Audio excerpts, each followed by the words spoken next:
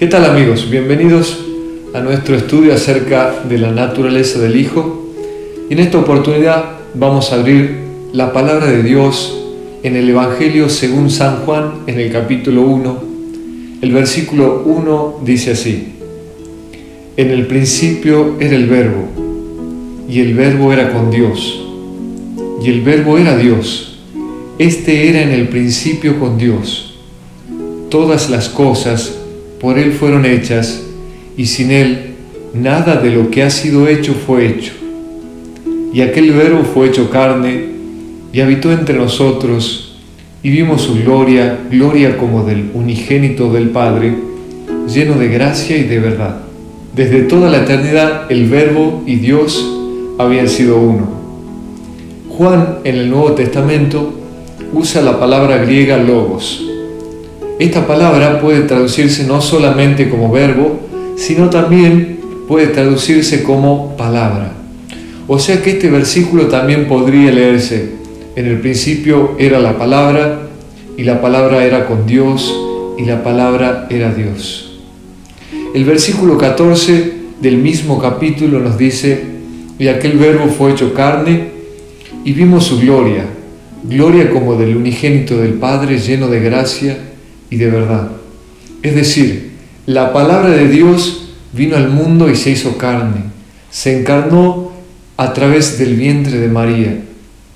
Pero la palabra, el Verbo Jesús, no tuvo sus inicios, el origen de su vida, en aquel humilde pesebre de Belén, sino que sus días se remontan a la eternidad.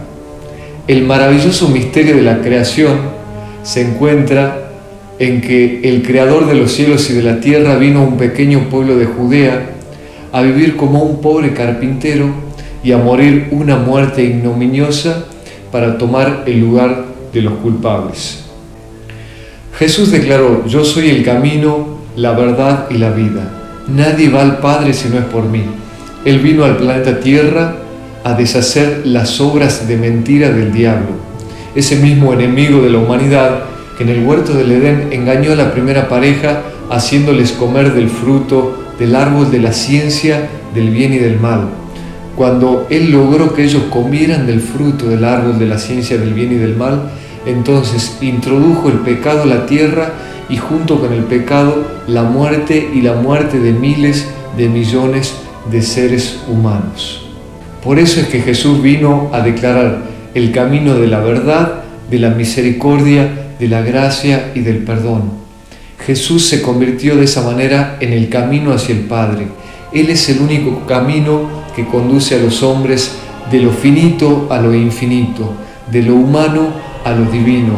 A través de las enseñanzas de Jesús, a través de sus pisadas, siguiendo sus caminos, los hombres pueden conocer la senda de la salvación y conocer a aquel que habita en la eternidad.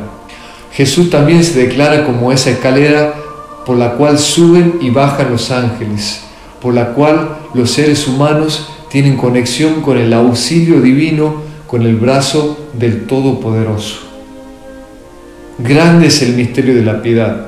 Dios se encarnó en Jesucristo, y a través de Jesucristo los seres humanos llegaron a conocer todos los misterios de la sabiduría, todos los misterios encerrados por siglos, los cuales todos los profetas antes de que el Mesías llegara anhelaron conocer. Cuando Jesús vino al mundo, se encontraba entenebrecido por el pecado. Él, la luz, vino a convertir a los hombres a la religión del Dios verdadero. Los dirigentes políticos del tiempo de Cristo habían convertido a la religión en un cúmulo de reglas que nada acercaban a Dios y para nada comunicaban el carácter misericordioso y amoroso del Padre Creador. Luego de la venida del Mesías, el mundo nunca volvió a ser el mismo. Vino a la tierra y realizó todo tipo de milagros y prodigios. Cientos y cientos de personas fueron testigos oculares de las maravillas que salían de las manos de Jesús. Él vino a devolverle la vista a los ciegos, a hacer escuchar a los sordos, hizo andar a los cojos. Nunca ningún hombre realizó tal cantidad de milagros. Es por ello que la vida del Mesías no solo debería ser objeto de estudio por parte de aquellos que se llaman cristianos, sino también todo aquel que le interesa la historia de la humanidad debería adentrarse en el conocimiento de aquel que marcó un antes y un después en la historia.